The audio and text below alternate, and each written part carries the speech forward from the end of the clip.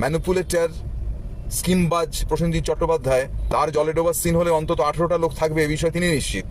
আমি অভিনেতা সুরজিৎ বন্দ্যোপাধ্যায় আজ আপনাদের সামনে আসতে বাধ্য হলাম। মর্মান্তিকভাবে রাহুল অরুণোদয়ের চলে যাওয়ার ঘটনা ঘটলো, তারপর আর্টিস্ট ফোরাম একটা চিঠি পাঠালো প্রযোজনা সংস্থাকে।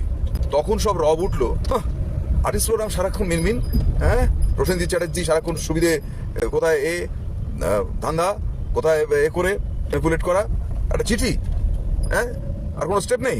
প্রসেনজিৎ চট্টোপাধ্যায় দায়িত্ব নিয়ে সবাইকে জড়ো করে এবং নতুন কমিটির সকলে প্রসেনজিৎ চট্টোপাধ্যায়ের পেছনে থাকলো।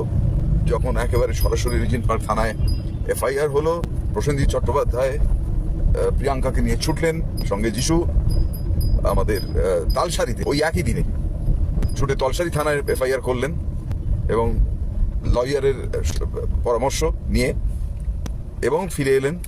বারবার প্রসেনজিৎ চট্টোপাধ্যায়ের দিকে আঙুল তোলা হচ্ছে, এটা অদ্ভুত লাগছে আর কি। ভদ্রলোক তো আর এখানে সেই অর্থে কোনো ইন্টারেস্ট নেই। তার জলে ডোবার সিন হলে অন্তত 18টা লোক থাকবে এ বিষয়ে তিনি নিশ্চিত, তার বিপদ নেই।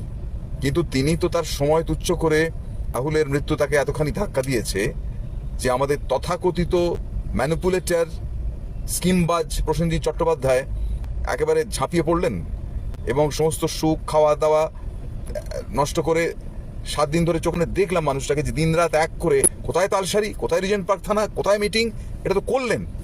এইবার যে ঘোষণা হয়েছে যে প্রযোজনা সংস্থাকে তাকে যতক্ষণ না তারা সঠিক উত্তর দিতে পারছেন, যে 9 দিন হয়ে গেল এখনো তো কোনো সঠিক উত্তর পাওয়া গেল না, সেই উত্তরটা দিতে পারছেন ততক্ষণ তার সঙ্গে কেউ কাজ করবে না।